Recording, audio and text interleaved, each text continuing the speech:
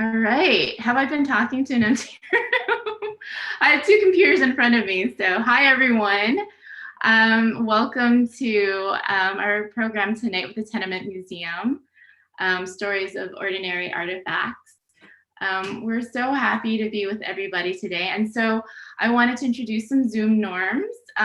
Treat this like a party, like a community event, as we normally do. So if you want to turn on your cameras, and say hi to each other, chat in the chat box, just keep talking, pretend like we can actually get together and be together.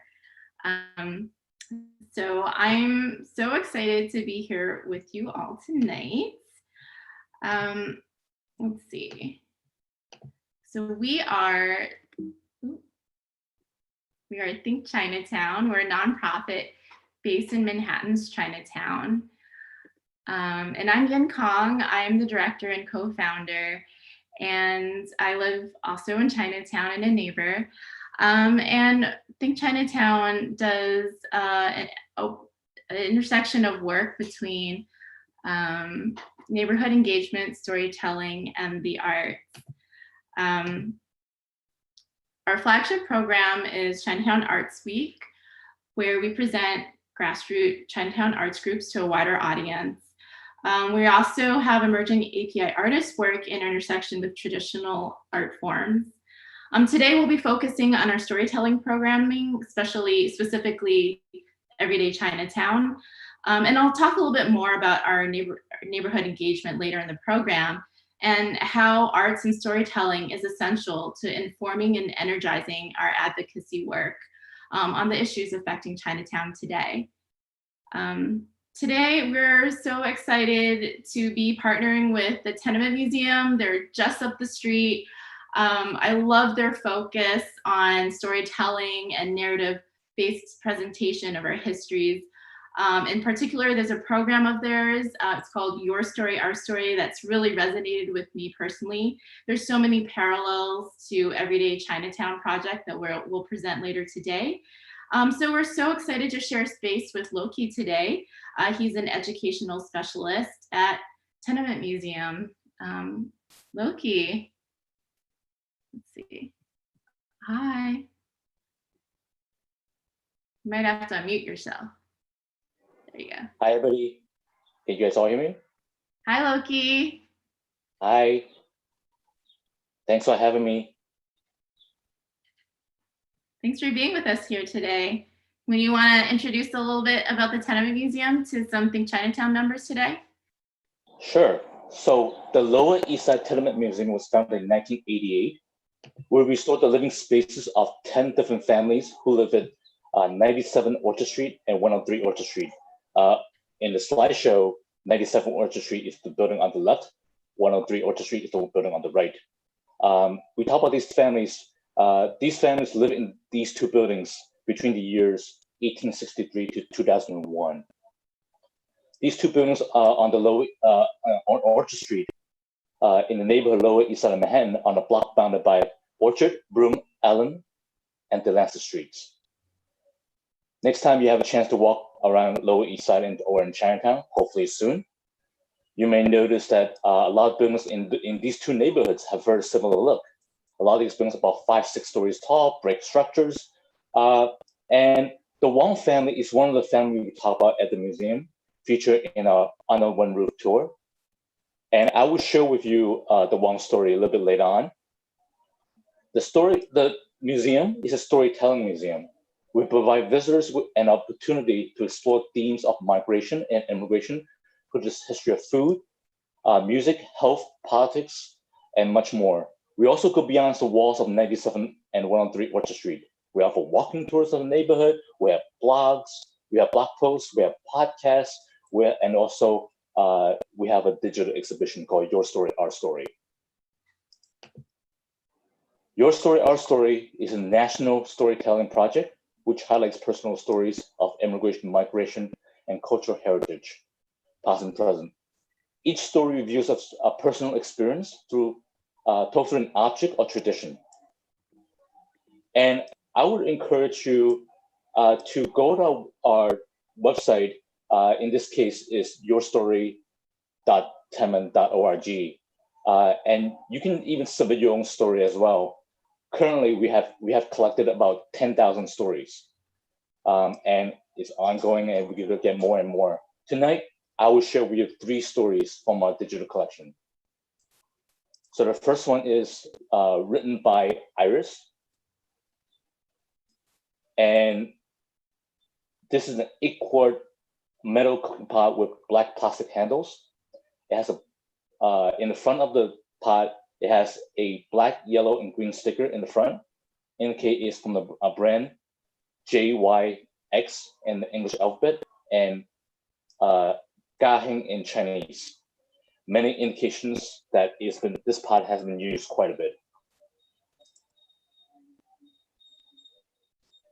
And Iris writes, this pot represents for me not only a way to remain connected to my cultural heritage, but also how my parents forged economic opportunity in a new country. Growing up in Canada, I felt estranged from my Chinese roots, except for at the dinner table.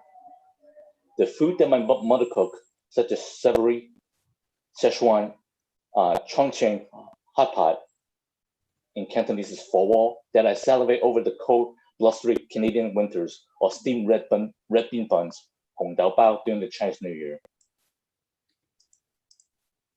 Were made using this pot and recipes that my mother had learned from my grandmother, allowing me to honor our shared culture despite my current displacement from the home of the rest of my family, whom I had never met.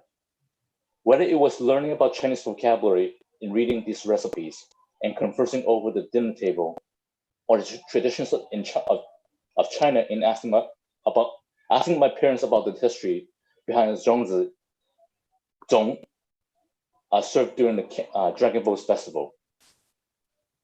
The food that was served out of this pot was a way for me to remember my heritage. In addition, this pot and the food that my mother made, using it allowed her to create economic opportunity for herself once we moved to the United States by utilizing her skills as a home cook. Since many of my peers' parents would work long hours, she would cook and deliver meals of Chinese food to the schools and homes.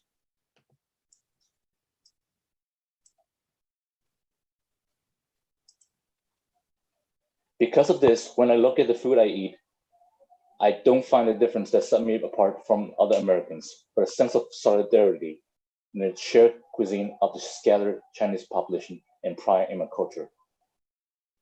Once again, this is a story of a cooking pot from Iris. And I would encourage you to read more about Dragon Boat Festival, which is this past Thursday.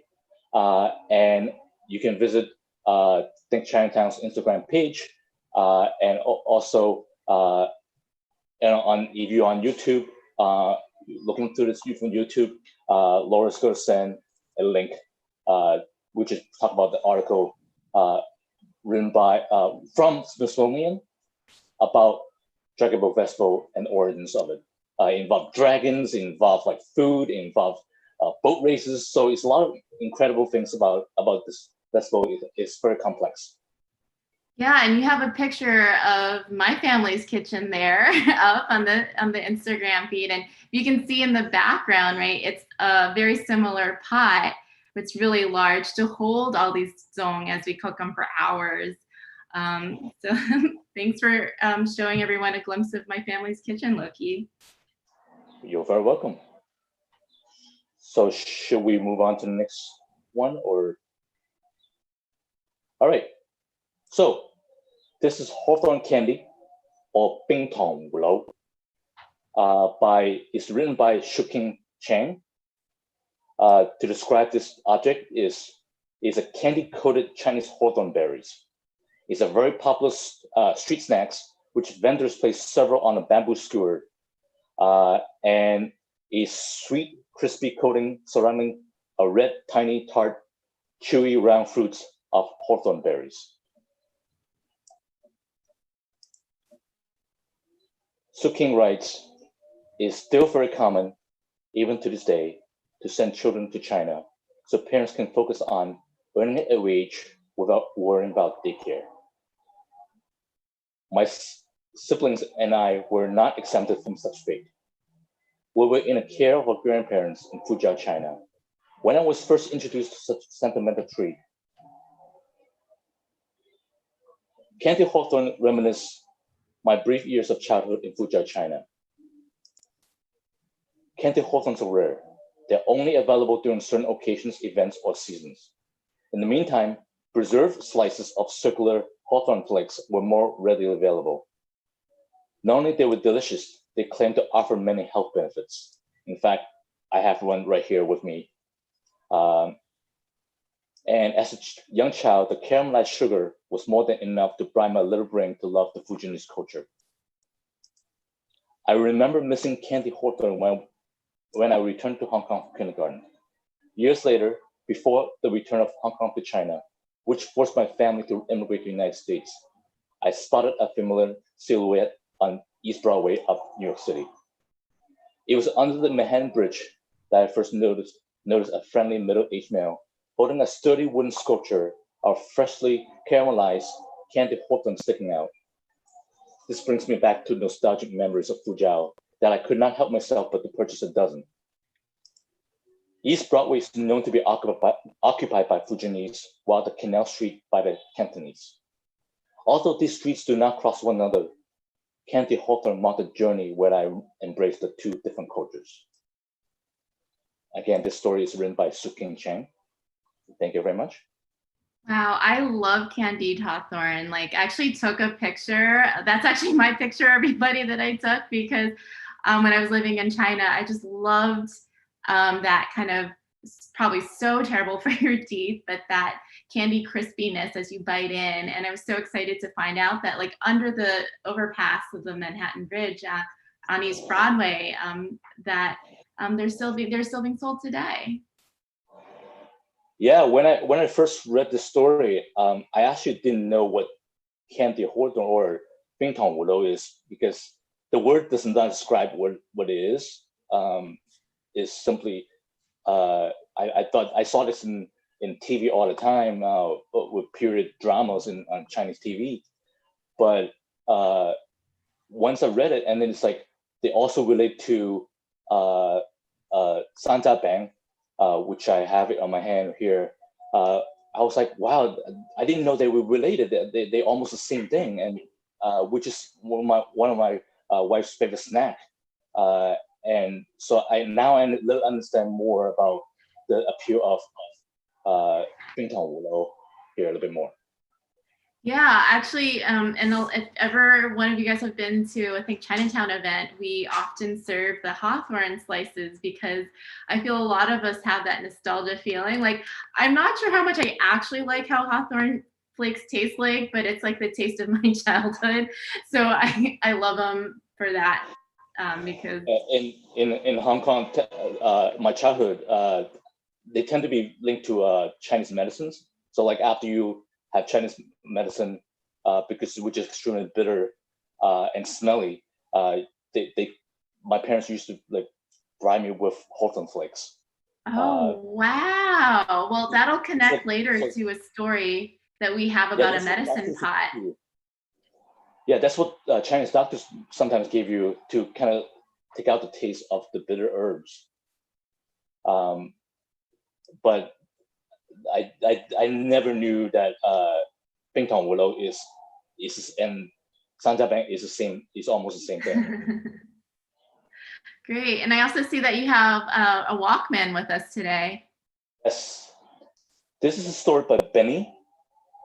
It's a yellow Sony sports Walkman, portable cassette tape device with radio. I picked the story because it has a connection with the garment industry, which is a big, important industry in Chinatown. You cannot talk about Chinatown without talking about the garment industry. And also the idea of collective memory, because we all think of, we all, if you grow up in the 80s, like Walkman, yellow Walkman is like everywhere. So I'm gonna just share the story before I talk to anything else. Benny writes, before there were iPods and MP3s, there was a Walkman in 1980s. It was a yellow Sony Walkman that accompanied my grandmother on the bus ride to Chinatown. to the clothing factory in the slums of Brooklyn. The Walkman competed with the noisy sound of sewing machines, while she sewed on the tags to one clothes after another. On the bus ride to Chinatown, you might be wondering what she was listening to. Was it rock music or Chinese folk songs? It was neither. She was listening to naturalization test materials. At the time, it was considered to be luxurious for a Chinese person to immigrate to America.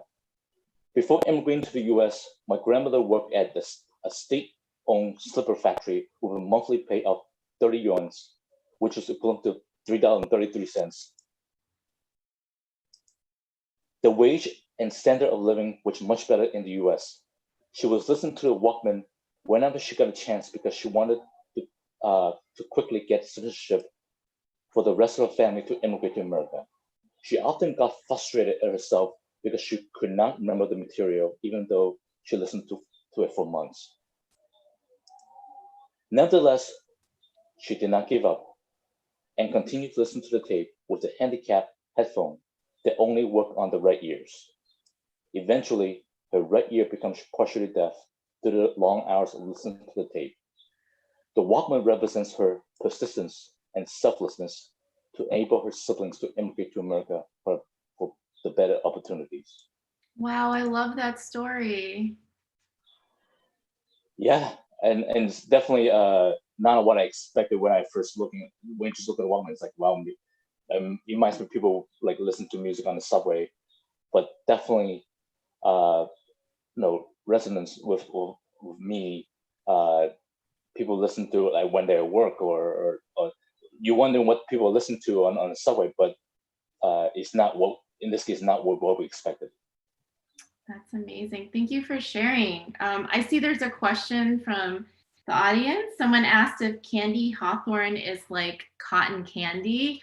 I'm gonna say a big no. It's like the opposite of cotton candy. It's like hard, but I guess maybe it's the same as it's on a stick and it makes you happy and it's sweet. And I would encourage that person to go to East Broadway, maybe in a little after things open up a little bit more, and pick one up there. Though I must put a disclaimer on that particular type of candied hawthorne. It's a little bit different because I don't think you can get fresh hawthorne in the US. Candied hawthorne is a bit different in China. So I feel like it's like preserved candied hawthorne, so a little bit different. I think those are all the questions we have for this section. Is there anything else you want to tell us about your story, our story, Loki? Yeah, once again, just check out yourstory.tenement.org. There's so many stories you can read, and you can contribute your own stories as well.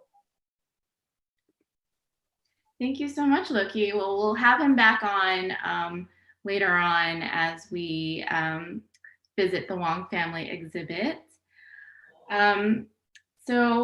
It's so amazing that the Tenement Museum has been collecting these important stories. It's such an important way of learning about how we explore our own histories. I wanted to present today the third season of Everyday Chinatown, and also talk about how this project also is a beautiful way to explore collective memory and honor histories that represent us. And also value intergenerational learning, since a lot of these stories come from older members of our community. As you can see in these pictures here, usually for in the past couple of years when we did Everyday Chinatown, they were in shop front windows around Chinatown. We were using our own neighborhood as a museum where we explore the concept of these everyday objects as artifacts. And while most of them don't hold significant monetary value, there's cultural value to it that I feel like we all share. We worked with artists to create these beautiful displays in all the windows. And then We added the audio components where you could use your phone as as an audio guide to call in and listen to stories in Cantonese, Mandarin, and English. And it's a project with so many moving parts and so many team members that are involved. So I'm so happy today to introduce you to Rochelle. Hi, Rochelle. Hi. She is our storytelling team lead here at Think Chinatown. And can you tell us a little bit more about yourself and tell everybody about the process of how we did this year's Everyday Chinatown? Yeah. Hi, everyone. I'm Rochelle. Like Yin said, I am the storytelling team lead, and I officially came on to Think Chinatown just a couple months ago, but have been working with Think Chinatown for almost 2 years now, and started when I was at StoryCorps, and now has evolved into amazing friendships and really, really amazing projects. I also live here in Chinatown, and so Yin and I are neighbors, and it's been the sweetest. So I started off with Think Chinatown through the Art of Storytelling project, which we had our virtual event in May, so that was last month. And then now we are working on our amazing Everyday Chinatown project. And so what that involved was, first, there were interviews happening both at our StoryCorps recording booth in Chinatown, also at the Hamilton Madison Center, and also there we had our star facilitator Alice, who is the person in the picture on the right. And the amazing thing about Alice is that not only does she have just the warmest, just such a warm energy that wants to always listen, but she's also quadrilingual. So she can speak English, Mandarin, Cantonese, and Toisan. And it's just so amazing to have this amazing, wonderful facilitator with us. Fun fact, she also speaks Spanish, so. And she speaks Spanish. So if you're ever looking for an amazing, wonderful facilitator, absolutely go to Alice. Yin and I, we are bilingual. So it's been in this process, I speak Cantonese and Yin speaks Mandarin. So that has been really helpful in the editing of audio. And then there's also the translation that was done by our volunteers, and then also subtitling the videos, and then also putting together the amazing videos.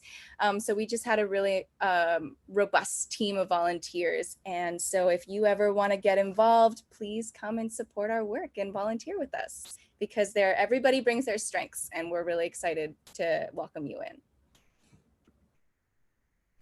All right, so of course, included in this process are our amazing artists. And so like Yin was saying before, Everyday Chinatown used to be in the storefront windows, and we would still have artists, of course, but this year we were adapting to digital. And so we have 4 amazing artists this year. Our first artist is Lilly Lam. And Lilly Lam is a Taiwanese and Chinese American illustrator born and raised in New York City. She often looks for opportunities to use visuals to explore layers of her identity. She currently works as a graphic designer and illustrator for the Mayor's Office of Thrive NYC, the office dedicated to improving mental health services for all New Yorkers. Lilly currently lives in Flatbush, Brooklyn with her husband and their 2 chatty geriatric cats. So here are our amazing animations from her. That is a super gift for someone to take the steamed food out of a bamboo tray after steaming. There are some dishes that we Cantonese do like steam. It could be meat, it could be chicken, it could be whatever. The juice is very important, which we consider to be something we could use to flavor for our white rice. So we put it into this bamboo tray, and we steam it over, a pot with hot water. And at the very end, you got to get it out. And there's very little give. So we use that because you don't want to spill anything. We have a 10-inch one, and the plate just fits right in with about half an inch on each, at the edge. There's a way of moving the plate with a spoon or a chopstick over one side. Then you get the third claw in, and you will be able to slowly bring it up. You're in possession of something that tells people that you're probably into Cantonese steaming. 呢一個啦，我哋廚房成日都用噶啦，呢個係蒸嘢咁就即係咁稱起個碟咁樣就盛住個碟攞去個台嗰處，即係有一塊布喎，千祈唔好攞個手。呢個物件好特別係咯，我諗依家冇啊，以前係我媽媽俾落我噶，即係好多年前你睇得好舊噶啦。係啊，每次用我都諗起我媽媽咯，而且又好好用喎，真係好好用咯，唔會浪費，唔係話放埋一邊咁樣。所以好珍貴咯。我諗佢嗰陣時咧，佢想將屋企所有最好嘅嘢都要放落我嘅行李嗰時俾我帶嚟，因為佢驚我呢次冇買唔到。佢話呢個你一定用得到㗎，你一定用得到嘅呢個，你攞埋啦，攞埋去啦，因為你可能喺嗰時買唔到，咁你冇得用㗎啦。所以佢就放落喺我個被嗰時咯。所以我媽對我真係充滿愛。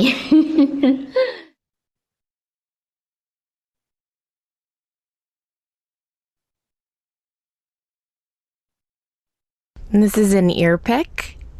I actually didn't grow up with one. We didn't grow up near Chinatown. So what my mom did was she took a bobby pin and, like that loop at the bobby pin, and she would use that to clean out our ears. So we would line up and lay our heads in her lap, and she would clean out our ears, and then we'd turn around to the other side, and it always felt really nice. I didn't want it to end, but then, my sister would want to go, or my dad would want to go next. But it was always a lovely feeling. I still remember to this day.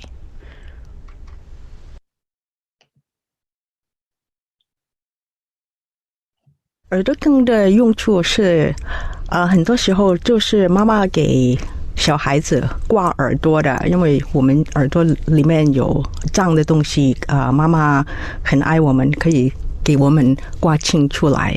我爷爷以前在中国有一个金铺或者是珠宝店，我爸爸很喜欢特别的东西，他找一个工人跟他特别做的用金做了一个耳朵羹。我看到的时候已经是20多岁了，我妈妈没机会给我挂我的耳朵但是我看起来非常非常奇怪，为什么有人用金做这个东西呢？这个平常用的东西为什么会这样做呢？因为我爸爸就喜欢特别的东西。When you use a wok, right, you have to use this. It make the wok not moving. You just sit the wok on top of this thing, make the wok steady. I used to be had one like that too. It's not fancy like this, but probably handmade, probably from an old can or something like that. That will make it, make it like that. I was born in a countryside, China, Taisan. All my friends always teasing me said that you're not gonna leave Chinatown because I love Chinese food. Well, I can have an American meal, but more than 3 days, I'll be, I miss my rice. I remember when I came to this country, I bought my wok from Hong Kong. And I still have it, the big wok. They don't sell it here those days. Now you can find everywhere you can sell it. 这个是用来放在炒锅的下面，因为在美国啦，它的煮餐的炉头啦是平的，所以我们的锅是圆的嘛，以前现在才有平的底，以前是没有的。所以啦，有人呢还是喜欢用圆的，因为他们觉得圆的那个锅在中间是最热的，所以炒的东西是不同的。我们来的时候1964年在美国是没有的，所以用锅来炒东西呢是很麻烦，因为那个货会转来转去，所以左手呢就要拿着右手又炒又要放盐啊、放酱油、放菜什么，所以不容易，常常都烫到手的，所以有了这个就方便了，两个手都可以用。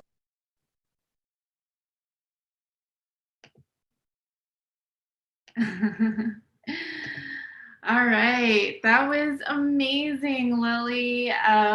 We are so happy that you were able to be a part of this program this year. And I have to say, every time I watch that, it was a giggle fest. It was a complete giggle fest. Yes. Okay, there we go. Unmuted. Yeah, I know that when Yin and I were picking artists from during the beginning of this project, we were going through Lily's website and we saw the way the ones that you use an object from outside and then you would doodle around them, and we were like, oh, this is perfect. This is an everyday object and you are already making doodles out of them. So we're really, really happy that you are here and being a part of this project with us. So I don't know if you guys noticed, I made a little cameo. That was my story that I shared about the ear pick. And actually my mom is like right behind me because it's actually a story about my mom too. I didn't really expect that. But yeah, I feel like I remember in the recording booth, Rochelle, that I hadn't really been in the booth like to be recorded, but we were hearing other stories about ear picks, and I was just, you know, in front of the mic anyways, and it made me jump to share my story because that's what these objects do, right? We share such a cultural affinity to it that I feel like probably a bunch of others in the audience today are feeling just, they have it sparked some memory about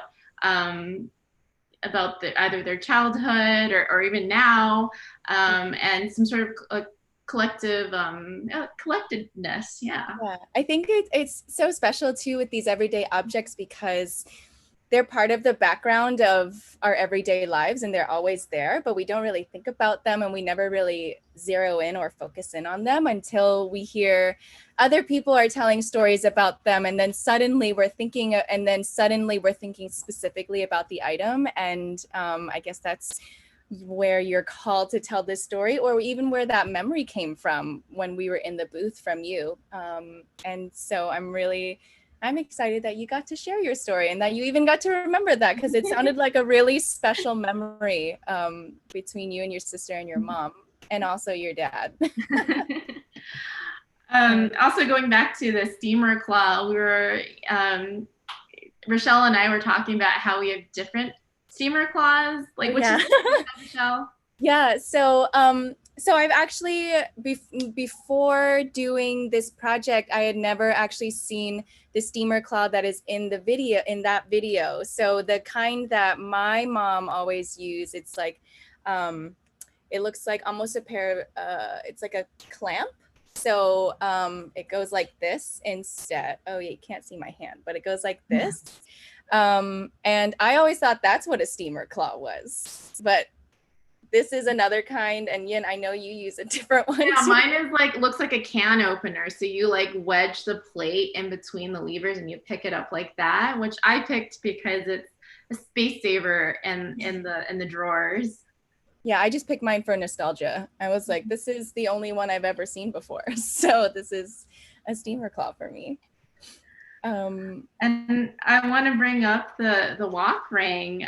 Just listening to the story and learning more about it, I realized like how much of a Chinese American invention it was, because it was built out of necessity as Chinese Americans were adapting to the American kitchen and trying to figure out how to cook Chinese food in the American kitchen. And so another adaptation that came later was a flattened wok bottom. But you know, it's I want my oil. I want my full oil. Yeah, like the oil just doesn't get hot enough with like that rounded bottom. Yeah, I remember when I was first looking at my apartment here in Chinatown, one of the first things that I looked for was I went over to the stove to see if there was a built-in wok ring on the stove.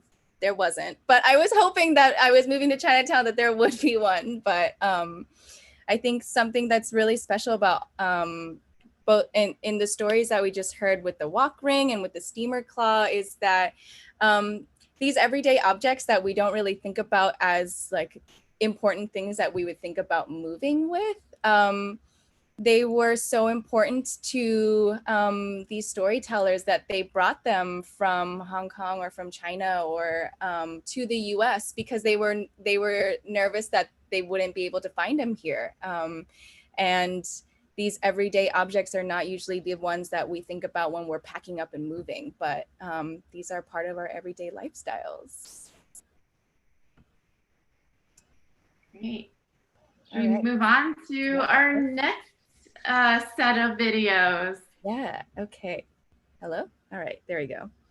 Give me 1 second. All right, so our next artist is Hui Ma. Hui Ma is a Chinese illustrator and graphic designer who lives in Queens, New York. She earned her bachelor degree at Tsinghua University, MFA Communication Design at Pratt Institute, MFA Illustration as Visual Essay at School of Visual Art. Her works are mostly inspired by stories related to people of color, gender minorities, and her own dreams. Oh, I love that. When she is not drawing, she enjoys traveling, watching old movies, and petting her demanding cat. Sounds like a lot of people on the team have cats, so I love that. All right, so let's take a look at these animated shorts.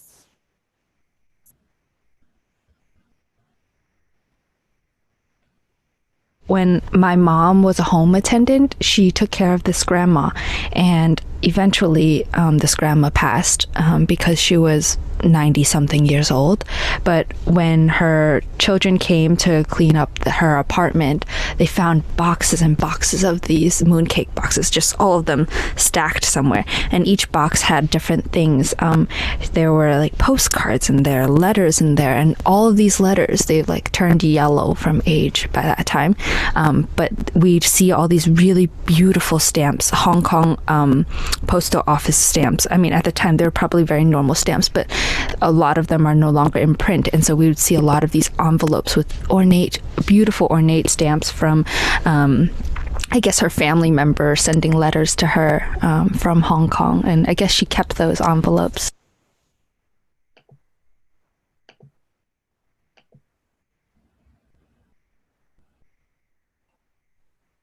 This is a月餅盒，喺我記憶啫，最初嚟講，呢唐人呢月餅用呢紙盒，一樣係咁大，係紙質嘅，但係紙質嘅比較好似就冇咁高級咁。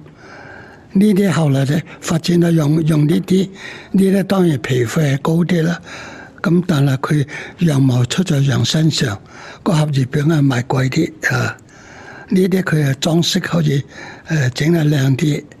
咁啊，由於係咁樣，所以月餅食完呢，啲人都係留翻嚟呢個裝嘢，裝乜嘢都有啦。我最常用嘅咧，有時裝嗰啲針線啊，一個盒就裝針線，一個盒就裝啲紐扣。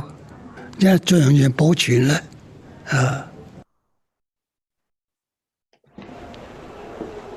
，When the people immigrant to United States from China, most of them pack their goods in this kind of bag. It's cheap but strong. Yeah. One thing, they are waterproof. Other thing, light.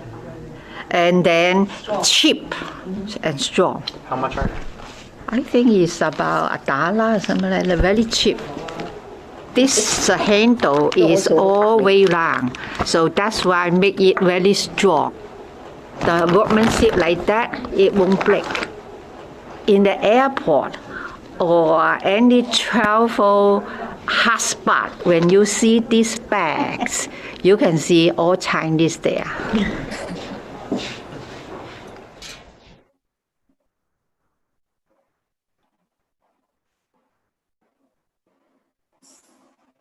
啊！呢個咧就係一個膠袋，係近呢5年至10年咧，我先至喺美國睇到嘅。呢啲膠袋咧係近代嗰啲移民咧喺中國移民嚟美國嗰陣時咧，我就開始見到啦。而家咧就隨街隨巷都有噶啦。佢哋咧係可以維持係好耐嘅，可以用好耐。又可以摺埋，唔用嘅時候好細，所以唔阻埞。最重要咧就係好平。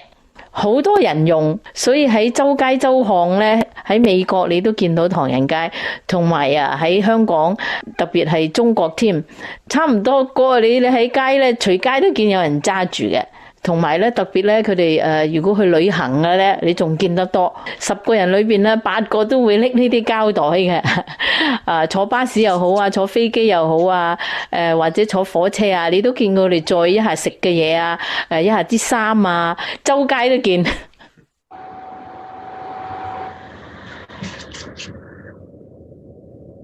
Wow. Love it, Hui.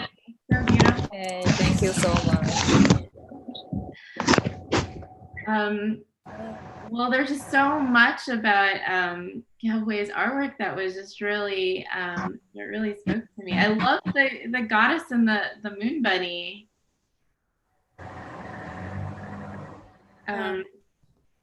I just, do you guys know the story about the goddess and the lady and the moon for during the Mid-Autumn Festival, and she's got a bunny. Anyways, I love how Hui added that into the story, the visual story of it. Yeah, I love especially in that one, everything is coming out of the box and it's so alive, and it really shows how much life is in these boxes, and people put so many little things in these boxes, whether it's the needles, or I know people who put all of their photos in there, all of their letters, but there's just like everything was coming to life in those animations and in those illustrations. So thank you so much for putting all of that life in there. I was wondering if you guys caught that Chinese idiom that came up in the mooncake video, the story. I believe I'm going to say in Mandarin because I only speak Mandarin, is Yang Mao Chu Zai Yang Shen Sang. So that's like literally like wool comes from the sheep's back, which is like, yeah. But I think the idea of why he brought that up was that, you think you're getting free wool if you bought the sheep, but really you're paying for the whole sheep. So like, it's not really a freebie. You've actually paid for it, which is like the mooncake box. Like you think it's a freebie, but you've actually paid for it. So I love how that was brought up in the story. Yeah, I know that when I first heard that and when I first saw the translation, I was like, I'm not totally sure if we're still talking about the mooncake box. And then I had to look, and then when we looked it up, that was when I realized, oh yeah, we pay for this. Why would we waste the beautiful box that we paid for? Yeah, it's really, really half the fun. And yeah, I definitely keep my mooncake boxes. Like there's actually like, my lamp is like sitting on one right now. I've had this like really strange conversation with my parents once where they were like, if anything happens to us, look inside the mooncake boxes. There are definitely going to be treasures inside. Oh, have you ever come across those stashes of mooncake boxes? Do you know even where the mooncake boxes are? Not yet. Oh. I'll just wait. Okay. Oh, and the bag. I love in the illustrations how the bag is like, you're sitting on it, things are coming out of it. It's I know that when I was growing up, these bags, I didn't even know that they were used to carry clothes or anything like that, because they were always for food. Like I have never not seen food coming out of those bags. So my mom, every time we would go and have a picnic or we'd have any sort of event, then it was like you know how when magicians take these things out of their hats endlessly, it felt like my mom was endlessly bringing food out of these bags, and they could hold so much. So my mom was always using these to hold all of our snacks and treats. Yeah, and well, for me, we in my family we put like these blankets, big blankets in there, and I remember in my own immigration story from Canada, we drove across the border, and I was still small at the time, so I could fit in the back seat with the stack of bags that were full of like blankets and stuff for our family. So I remember just like being in the car with these bags and like coming to my new life. Yeah, so I love those stories. So should we move on to the next section? All right. So our next artist is John Lee. John Lee is an illustrator from Memphis, Tennessee, currently based in New York City. He received his BFA from Kansas City Art Institute and MFA from SVA's Illustration as Visual Essay program. And in case you all suddenly recognize John, it's probably because you recognize him from The Art of Storytelling, where he illustrated Jan's story Here to Stay, which you can still watch on our website. But for now, we're gonna redirect to his amazing contributions to Everyday Chinatown. This pot, when I first looked at it, I just fall in love because of the shape. And the first time I saw it was at a doctor's office in Hong Kong. It's pretty, but smells awful because they boil this, I don't know what kind of herbs they put in there. I just told myself, do not get sick, because if you get sick, you're going to have to suffer. I drink it, but the best thing is you get a few golden raisins to go afterward because it's so bitter. Never had golden raisins before. I never had it again. Only when I drink this awful stuff. But my family never had one. We never use them. I go to people's house, I see them, and I ask them, what do you do with it? Then I see on the streets and the store out front, people sell these things. And I was like, maybe I'll buy one to do something else with it. But maybe someone will scold me for doing something else with something you're not supposed to do. So I kind of don't want to buy it. I kind of want to be reminded of the golden raisins. 也可以叫茶煲，但係更多嘅用途就係藥煲啊！喺老一輩嘅中國人呢，多數信中醫，食中藥，用呢個去煲藥。我喺我 hometown 喺鄉下用，而家就唔用啦。細個嗰時呢，就係經過8年嘅抗日戰爭，逃亡，有時從呢個鄉我哋走去台山。我媽媽又好，佢哋都要用呢啲啊。特別細個嗰時呢，身體好弱，營養唔夠，咁啊，差唔多成年都離唔開呢個煲嘅。食藥啊，嗰時冇，亦都冇乜西藥，所以就見到呢個煲就好懷念嗰啲艱苦生活嘅。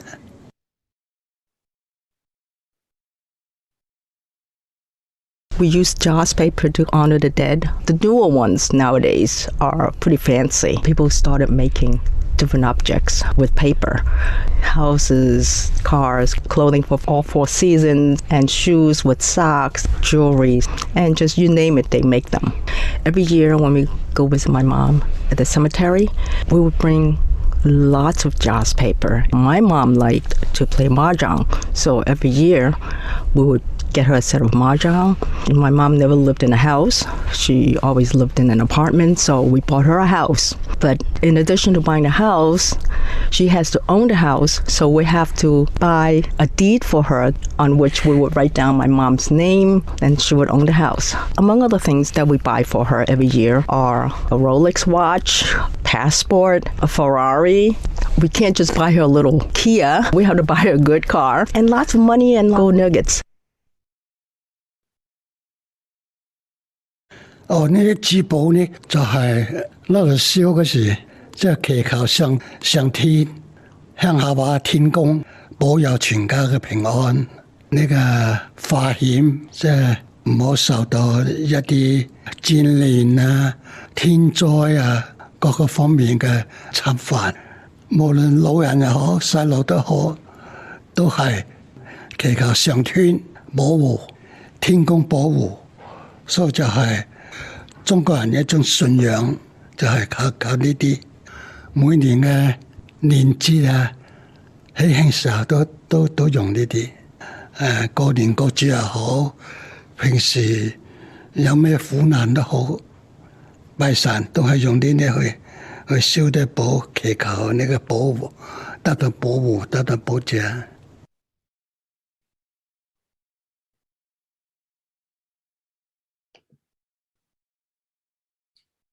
Wow. Every time I watch anything that John makes. Oh, so touching. I love it. Oh. Yeah, we're all so lucky to keep working with you, John.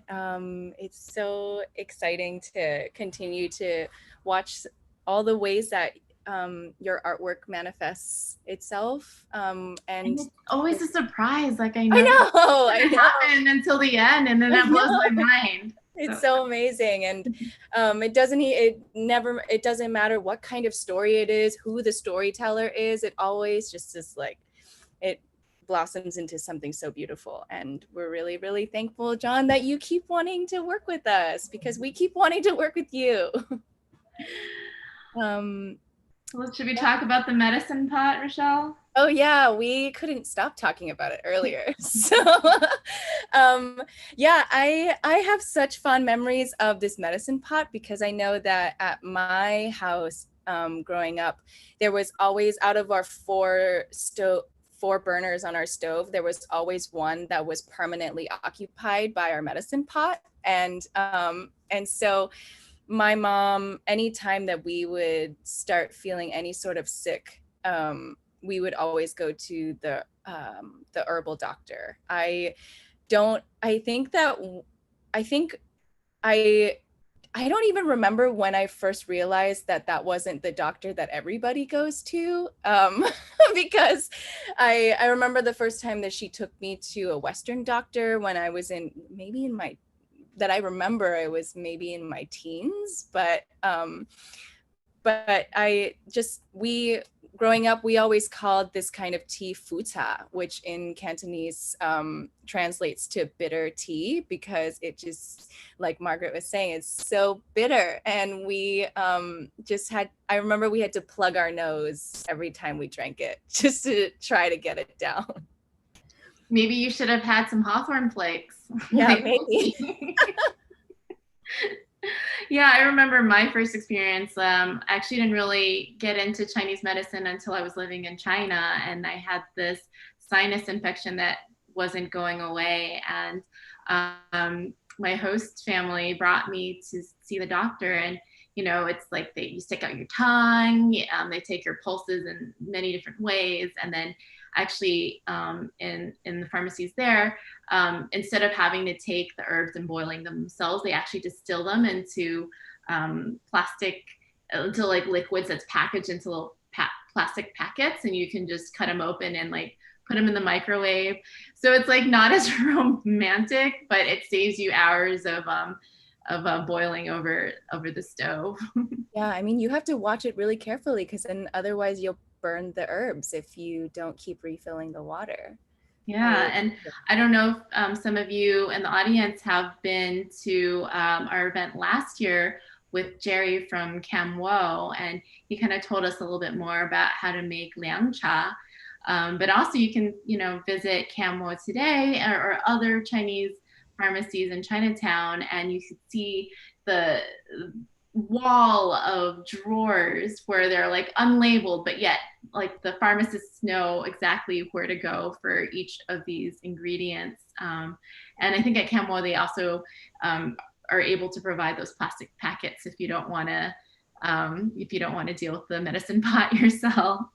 Yeah, I remember when I would go to the herbal doctor, they let me behind the counter and watch them pull from their drawers too, and theirs also weren't labeled. They would just they knew exactly where everything was, and it was so amazing. I remember always asking my mom if I can play with the herbs before we start to brew them, because it just looks so fun. And I watched the pharmacist play with them. Well, not play with them, but it looks like so much fun. And she always said no. But yeah, I just have such fond memories of that medicine pot. We talk about the Joss paper. Oh yeah. Definitely. I think John selected the very classic money design for the Joss paper, but there are just so many different types. If some people who saw the exhibit last year at Pearl River Mart, we had on the wall a larger variety, which included like clothes and like different types of things you would need in the afterlife. And in the story, we hear right about the paper like houses and cars and mahjong sets that you can also send to your loved ones in the afterworld. So there's just so many types of Joss paper out there. Yeah, and I think one of my favorite things about the Joss paper is I remember going to the Queen's Cemetery before, and on the big metal trash cans, the ones that are specifically for trash are labeled as such. They will say on the side, these are not for burning money, these are for trash, because so many of them are used to burn, like these big pails are used to burn money all the time, so that they have to be specified so that people don't start burning trash. Yeah, and also in the video, John did a really amazing job of showing how people fold these papers to turn into a gold ingot to send to their loved ones. So I really appreciate that. Maybe I can like learn how to hold it from the video. All right. Well, thank you so much, John, for working with us again. Yay. All right. And our last artist, it's XinMei Liu. XinMei is an illustrator, printer, publisher based in New York. She was born in Shanghai, China, and just recently earned her MFA from the Illustration as Visual Essay program at the School of Visual Arts. Her work is mostly focused on her cultural background, social issues, childhood experience, and history. She likes to watch comedy shows while working and has a rabbit named Kitty Cat. So here's XinMei. This is a very familiar looking plastic bowl. We can get this pretty much anywhere in those 99-cent stores in Chinatown in the US. I remember using these when I was in Hong Kong. My family used quite a few of these. The smaller ones, such as the one you're looking at right now, we used it to wash little face towels, then perhaps vegetables and little objects. My biggest memory of this kind of bowl is of one that's much larger than this, maybe double the size. When I was little, this was what I used to bathe myself. In Hong Kong, not everyone had running water. At that time, in the 60s, a lot of times we had water restrictions, and I remember we had a water reservoir, water tank in the apartment. So we would scoop up water from the water tank, and I would bathe in this.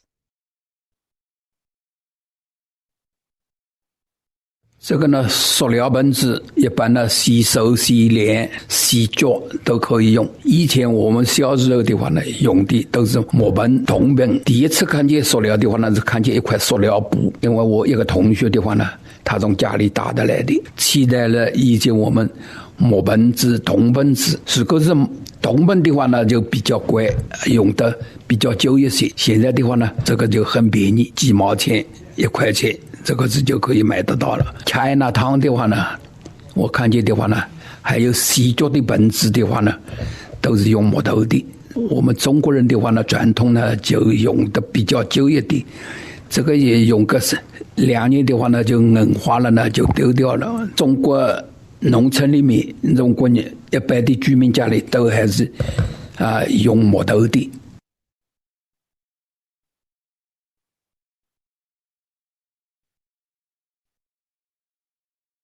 This here is called bakbayao, which translated means white flower oil. I just love this smell. For people who have never smelled it before, it's kind of like a sweet, minty menthol smell. Once you've smelled it, then you kind of can't unsmell it.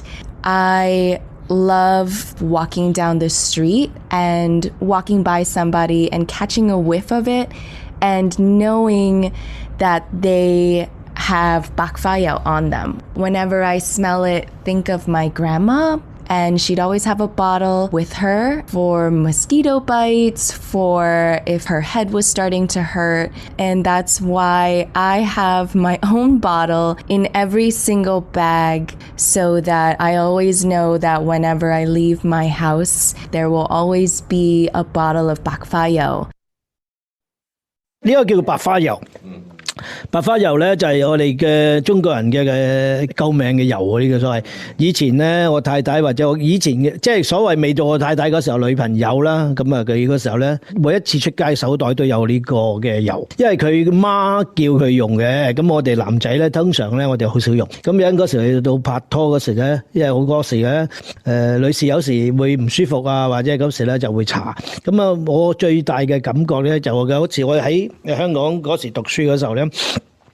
喺坐電車，嗰個電車突然間有個女人唔舒服暈咗喺度，咁啊突然間咧周圍嘅啲人咧問有冇白花油，就係呢個白花油啦。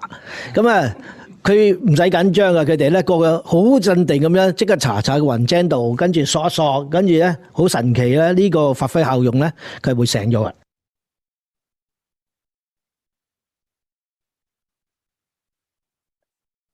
That is 八卦. This is a mirror for the feng shui, and she's hanging on in front of the door, block the bad luck coming to the house. And if you don't get along with your neighbor, always argue, so you hate the person, you will hang those 八卦 on your door, and then reflecting all the bad thing, and then your neighbor got bad luck. So if I hang something in my window facing your apartment, you know I don't like you. Something like that. Yeah. I saw people, right? Face, two doors, right? You have one, they have one. Yes, yes. If you don't like your neighbor, you can do that also. Some people, if they believe the feng shui, and if they go to see the feng shui master, they will tell, oh, this is good, this is not good, and some people still were using this. My neighbor is a feng shui master. 这个是八卦，就是有8个方，它是字且。你跨中间就是镜子很多人用来是驱邪的，就是鬼啊什么的放在房子里面，好像是风水的一种风水的东西。如果你不懂风水啊什么的话，都是放在你一开了大门，那这个八卦就是要向门。所以这反引，如果有什么不好的东西啊，什么你打开门的时候进来的时候，就是驱了他们，就是叫他们离开。所以中间有个镜子就是这样可是有些房间啊什么的，如果你觉得是进去不自然啊，或者你看他那个门开的方向不好啊，你也可以跨上去。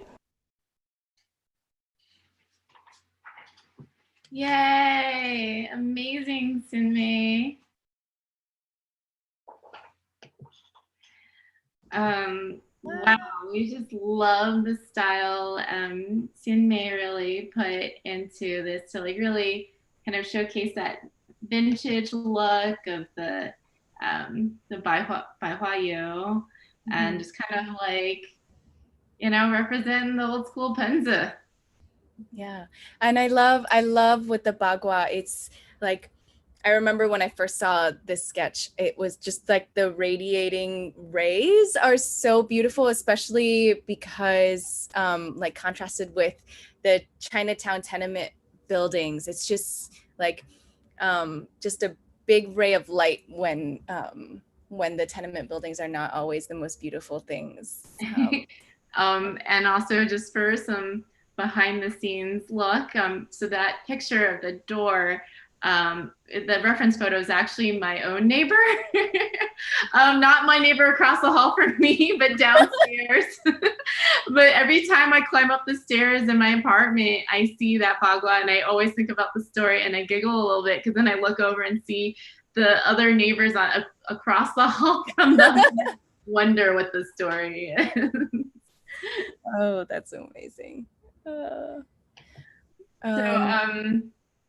Should we also talk about the penzi? Yeah.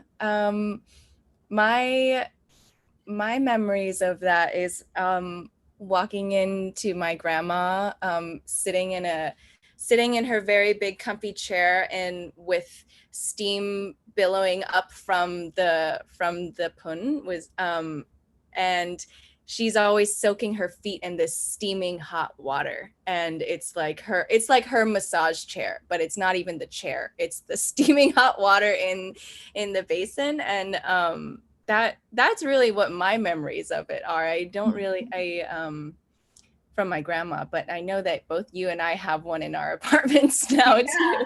Yeah, something that like I had communicated with Simy, like that she had to make sure to get in her illustration were the weird like off-brand cartoon characters that are always on every plastic punza, and you're like, why and like where did these characters come from? But it's very much on like every punza, and they're just so useful, right, to have them around, to just like hold large amounts of liquid. I just don't really understand households that don't have them around. Yeah, I don't really know what they do. I know that during all of this quarantine time, this is how I've been washing my clothes. I have gone to the laundromat, don't worry, but like at the beginning, this is how I really was washing my clothes.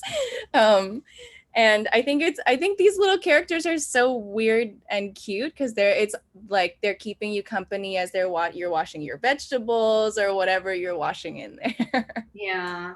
And then quickly as we have to wrap up, I noticed, Rochelle, you had a little cameo there in the Bai Huayu story. Yes, that was me. So yeah, you really carry Bai Huayu in every bag? Yeah, I mean it's literally right here. Like I have it right next to me because I got mosquito bites this weekend, so I have been using it. I've been using it a lot, and I also like it when we put a little behind your ear. You can call it your personal air conditioning. Yeah, as it gets hot out. Yeah. I think, I use it constantly and I don't ever want to not have it with me. So this is, how I am. Well, amazing job to all the artists. Here, let me, I would like at the end, we'll have to unmute everybody to give a big round of applause. But let's move on now to talk about the Tenement Museum's exhibit with the Wong family. Like I was so excited a couple years ago when it was in soft launch and the Tenement Museum invited the Think Chinatown team to take a look and go in and just kind of see what the past looked like.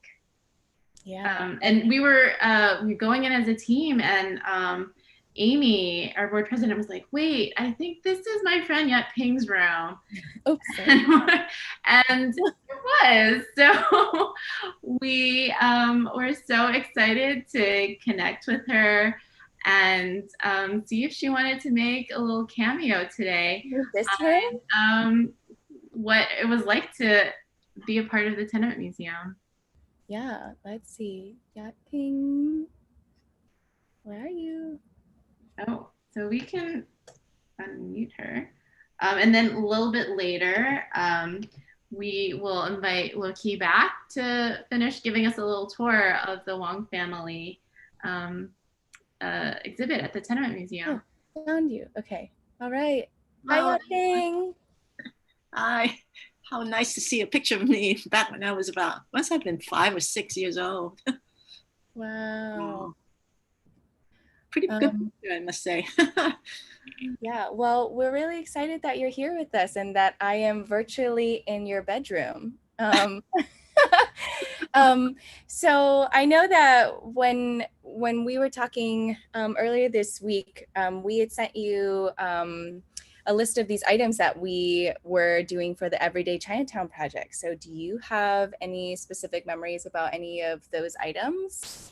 Yes, I mean, all of them now, looking at it now, they all play a part of my past. But the one that really I remember vividly is because my mom, Mrs. Wong here, shared a story with the museum when they were interviewing her for the exhibit. And the story, I do not myself remember, but it had to do with the mooncakes. So the story is that when my family, my mom, my sister, and my next sibling, younger than I am, the three of us, we immigrated from Hong Kong to New York City back in the mid 60s around the Mid-Autumn Festival time. So that was like early September.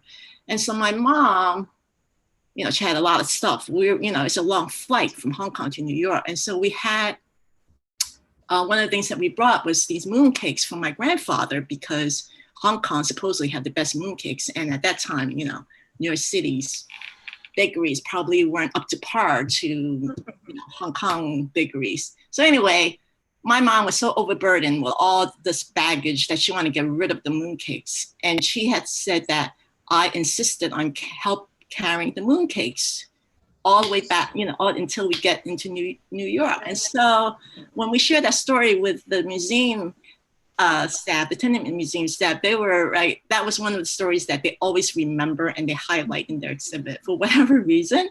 And it's funny that I don't remember it, but it just kind of, I guess it resonated with the museum staff because it shows how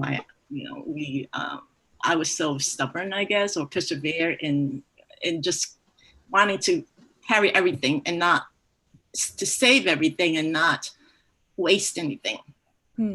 So anyway, that's the story of the mooncake that we brought over for our grandfather.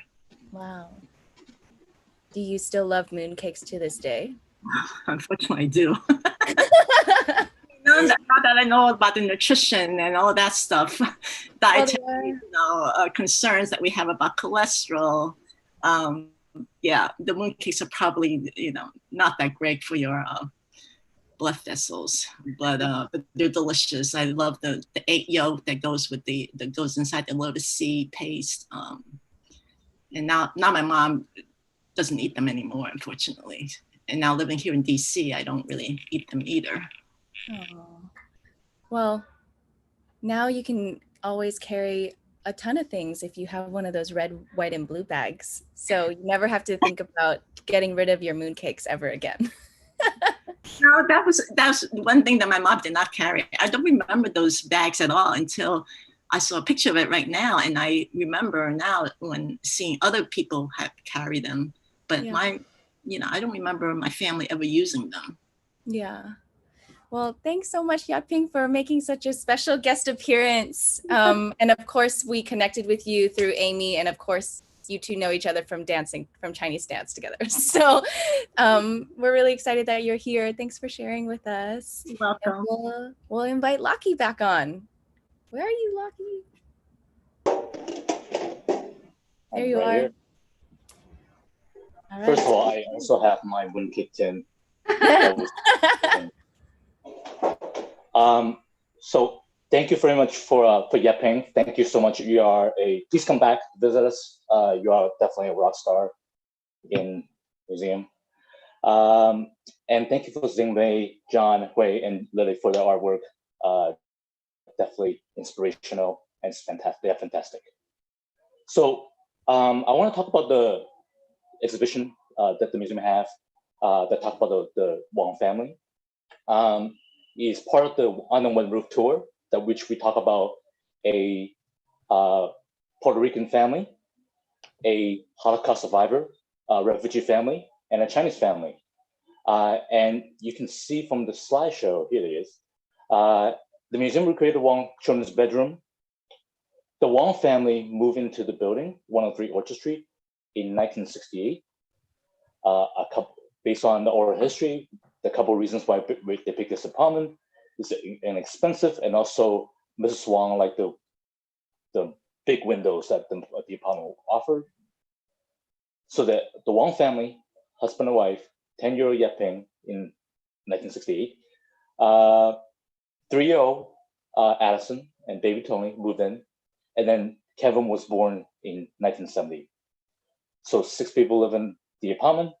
It's a 2-bedroom apartment. What you see is the girl's bedroom. When you enter the room via the French doors with white curtains, the room is painted light blue and checker linoleum floor. The twin-size bed on the left by the windows and bunk bed on the right, with flower bed sheets. And middle of the room, a wooden desk, and among other things, a lamp and typewriter. And next to the door, next to the desk, there's a door. I'm gonna ask everybody to ignore it for now, because we're gonna talk about that door in a minute, because in 1860, that door was not there, but for exhibition's sake, we need to have another egress. So we're gonna talk about that door in a couple minutes. And 3 big things I would like to focus on in this portion of the talk is that the Wongs, they were witnesses and active participants in the changes in the community. First of all, in 1965, the Immigration and Nationality Act was passed, which changed, which itself was inspired by civil rights, the civil rights movement. So, and because of that, there's an expansion of Chinatown. So the current Chinatown that you see is definitely have to do with the Immigration Act of 1965. And also intertwined with that is the growth of the garment industry in New York. Mrs. Wong worked in the garment industry. It's a union job, which made her children's college education possible. So throughout, when I listen to oral history or read the oral history of the Wongs, a lot of times Mr. Wong mentioned is how important college education is for her, that all her children have received college educations. So because of the importance of the garment industry, the museum also recreated the garment shop, which that door that I asked you to ignore. Now please imagine that we are going through that door, and what you see is features rows of sewing machine, singular sewing machine, which visitors have the opportunity to explore, interact with objects around the room. If you touch the sewing machine, there are stories from the garment workers, and if you touch certain other objects like the rice cooker and other objects, they will tell you different aspects of the garment industry and the community that the garment industry creates. So, and of course, the museum, we always believe in storytelling, but also people first. So I want to close it off with the next picture of the graduation photographs of Mrs. Wong and the children. So come back, visit us, or come when you have a chance, when pandemic is over, come back to visit us. And we want to see you around. And here's all the social media and websites that you can come to see us. Thank you so much, Loki. We really can't wait for the Tenement Museum to be open again. Like me personally, stepping into that recreation of the garment factory was really special because my mom, as a new immigrant, also spent her time working there while she went to night school. And I never had a visual reference for what her life was like as a new immigrant. And it was so special stepping into that space. So thank you, Tenement Museum, for being there and sharing your stories. And we can't wait to visit you again when you're open. And so as we close the event, I want to take time to update people on some issues going on in Chinatown, because storytelling and the arts, they give us this cultural understanding of our community, of our neighborhood, and really let us know why it matters. And grounds and energizes us when it comes to advocating for the well-being of our community. it helps us understand who we are. We've been concerned about the community engagement process of the mayor's plan for a mega jail on 125 White Street. Here's a picture of us running a workshop with the Center for Urban Pedagogy on the ULURP process. We've also been concerned about the city's engagement process regarding 70 Mulberry Street, a community center that suffered a massive fire right before the Lunar New Year. You can see in the middle of this photo here, Amy Chin holding up a megaphone and leading us in a rally last Saturday, helping us raise our voices and letting the city understand our concerns. If you want to learn more, please go to our website to understand our specificities of our advocacy goals. These issues are never clear cut. It's always complicated. It takes a bit of homework to understand, but if we care, we should take the time to do so. So please take the time to learn a little bit more about that. And I also want to point out the amazing artwork by artist James Chan, who made this amazing sign that we've been able to rally around. And I love that combination of arts and advocacy. Also recently, we've been working on providing bilingual resources for COVID relief programs, working on language justice, making sure that community members in Chinatown have access to COVID response programs, because a lot of the times that language access really comes last. We've also been spending time testifying in front of a city council and the state assembly on issues of equity. So one of and specific relief that Chinatown needs in response to COVID. We're definitely concerned about inequity of resource distribution and relief programs and COVID response measures due to the exclusion of our community's financial institutions and this disbursement of relief funds, inadequate language access and outreach for COVID relief programs, and relief programs that are designed in a way that disadvantages Chinatown businesses that are cash-based and family-run and run on really low margins, and they enjoy really high, proportionally high rent prices as opposed to business costs, oftentimes undervaluing their own labor, the cost of their own labor. We're also worried about the current and future instability of the Asian produce food systems, which run in parallel to Hunts Point. So there's 70 plus grocers, 100 plus restaurants in Chinatown that are dependent on this infrastructure.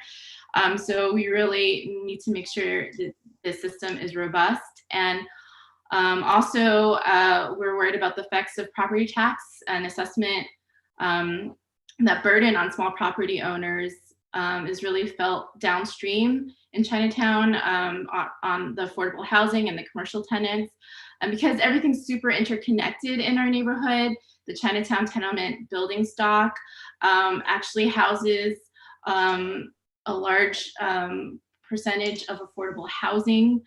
And that puts extra pressure on the commercial tenants on the ground. So if we want to make sure that our community stays strong and our businesses are able to serve and reflect our community, these are all things that we have to worry about. So if you want to learn more about that, we'll be presenting our full findings soon. And I have copies of our testimonies for anyone interested. And again, storytelling is like my favorite part of our work, I feel like, because it's able to connect all these different elements of our work. If you want to revisit the Art of Storytelling project that John Lee was a part of, please visit our website. And there's some prints still on sale. Please go and support the artists through there. And also, I would be remiss to not make a plea for donations as it is the end of the fiscal year. So go to our website. If you love what we do, we would love a little support from y'all. So I hope you guys have been asking questions along the way. If you guys have some now, please start putting them in the chat. We have a few more minutes to answer questions, so go ahead and start asking questions. Meanwhile, I'll thank our amazing team. There's so many people that were involved in interviewing, audio editing, translation, subtitling, video editing, just so many people involved. And also we have to thank our sponsors, the Citizens Committee for New York City and the New York City Department of Cultural Affairs.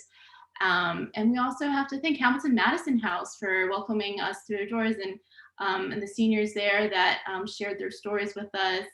StoryCorps for bringing Rochelle to us, and all our amazing storytellers. I see Margaret here today that were part of this project. So can we unmute everybody and thank the artists for, how do I do this?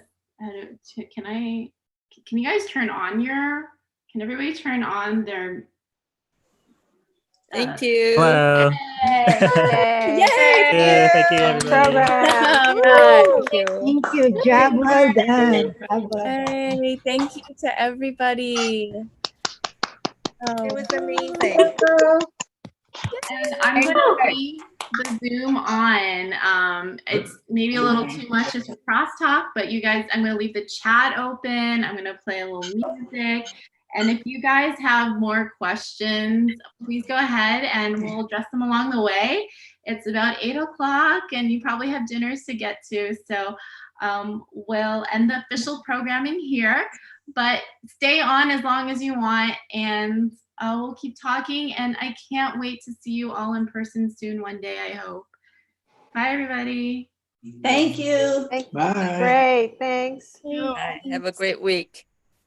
Good seeing you, Amy. Hey, Marilyn. Bye.